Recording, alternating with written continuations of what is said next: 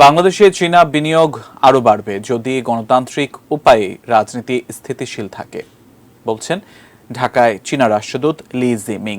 জানালেন, বৈশ্বিক সংকটের মুখে বাংলাদেশ জ্বালানি সাহায্যও চেয়েছে চীনের কাছে। সহকর্মী আশিকুর রহমান অপু জানাচ্ছেন বিস্তারিত। গত কয়েকদিন ধরেই ঢাকায় নানা আয়োজনে বক্তৃতা করছেন চীনা রাষ্ট্রদূত লি জিমিং। ব্যাখ্যা দিচ্ছেন রোহিঙ্গা সংকট নিরসনে ব্যর্থতার কারণ কি, বাংলাদেশে চীনা ঋণের ফাঁদের আশঙ্কা আছে কিনা, আর চীনের উইঘরে মুসলিমদের উপর নির্যাতন হচ্ছে কিনা এসব বিষয়ে। বুধবার জাতীয় প্রেস ক্লাবে ডিক্যাপ টক অনুষ্ঠানেও এসব বিষয়ে প্রায় একই বক্তব্য রাষ্ট্রদূতের। Out of 82 low income or lower middle income countries, which means including Bangladesh, in the foreign debt of those countries, Western commercial loan, multinational loans account for Western commercial loan account for 40%, and multinational institutions account for 34%. And some other bilateral government loans account for 26% of the overall, and China globally account for 10%. So Bangladesh is less than the average level, because China account for only 6%, which is lower than global average. তবে নতুন খবর দিলেন বাংলাদেশের জ্বালানি সহায়তা চাওয়া নিয়ে। জানালেন, আপাতত জ্বালানি রপ্তানির অবস্থানে নেই চীন, তবে বাংলাদেশের বিপদ হলে চেষ্টা করবে তারা। I'm sure you also know that China is a net importer of LNG or crude oil or things like that. So generally speaking, we're not in a very good position to export those kind of products to Bangladesh. But I think if there is a emergency situation, I think as always, China will not sit idly and watch. We will also take some actions.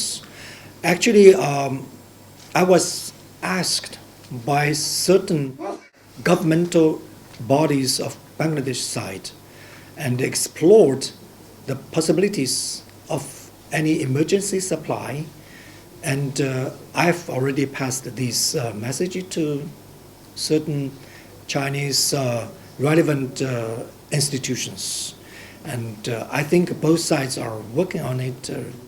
Bangladesh, Bharat আর চীন এই triangle নিয়ে অনেকটাই কৌশলী উত্তর দিলেন রাষ্ট্রদূত লি gymming.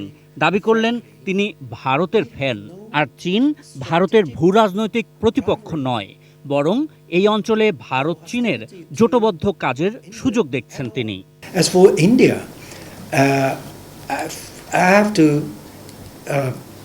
say it very frankly, we have no strategic rivalry or hostility to India at all. We never view India as a strategic rivalry or strategic competitor of China. Just in the contrast, we hope that both China and India, who has a population more than 1 billion, can work together, and it will solve half of the problem for this world. We really hope that we can work closer together to solve economic issues, geopolitical issues, and other issues in this region and probably beyond. In China, I've once mentioned with some media friends that almost all well-educated intellectuals in China, we like India. We have a lot of our wisdom, our even vocabulary could be traced back to Indian continental, the peninsular continental of India, probably also including Bangladesh, Bhutan, and Nepal, and Pakistan, and so on, the whole region. We can trace this back. And it deeply influenced the thinking, ideology, and philosophy of Chinese culture. And personally, I'm a big fan of India. I used to travel around in India, many places, and made a lot of friends. And most of the friends, I still keep very close contact with them. So there is not necessarily a contradictory role that India and China would play in this region. No, that is not the case we would like to see. তবে বঙ্গোপসাগরে বাইরের অন্য কোনো শক্তির আধিপত্য বা অস্ত্রের মহড়া সহ্য না করার হুঁশিয়ারি চীনা দূতের। We need a very peaceful regional development environment. Also, we need a peaceful global development environment, as what is demanded also by Bangladesh. I often notice that the Honorable Prime Minister often expressed the same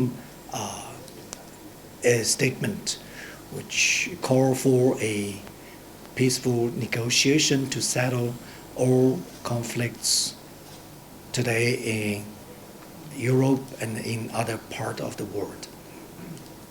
So we don't like to see a Bay of Bengal being heavily armed, because we know that even though this is a very peaceful region, but still there is some tension there in the sub-region as well.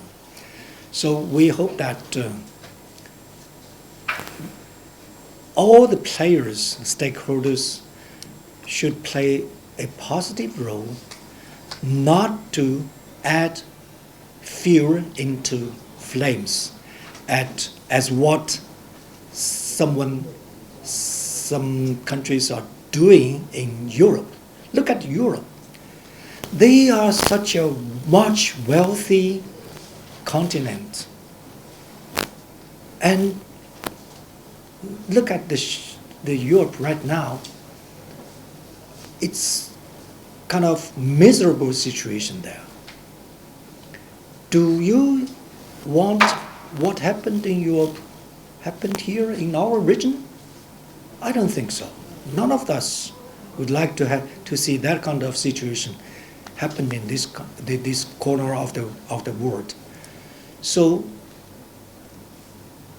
let's solve all these problems in an Asian way, as I just mentioned. That is the basic intention of China.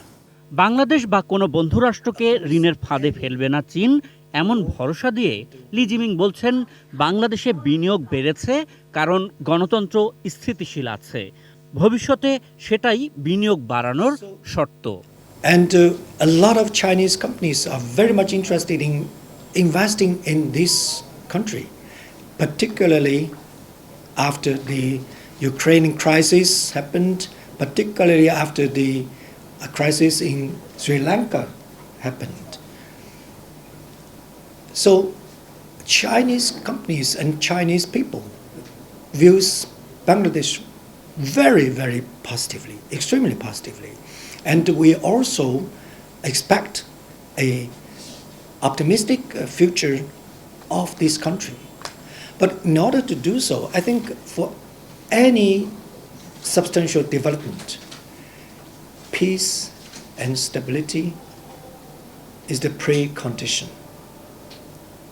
Without peace, international peace, without domestic stability, there will be no development. And so in that sense, China hopes that the domestic issues could be solved peacefully and in a democratic, fair, and a good way. Rohingya সংকট নিয়ে রাষ্ট্রদূত বলছেন, চীন মোটেও মিয়ানমারের পক্ষে কাজ করছে না।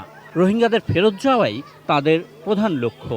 In some international arena, we did voted in favor of Myanmar. That is true. That is because we believe that if you want to get rid of this Rohingya issue, bilateral communications probably is the only way to solve the problem. You need the sincere support from the Myanmar side to take them back. You cannot reach this goal through international pressure in an international arena and so on. That is not because we like Myanmar, we hate Bangladesh. No, not at all. Ashikur Rahman Apu, ATN news, Dhaka.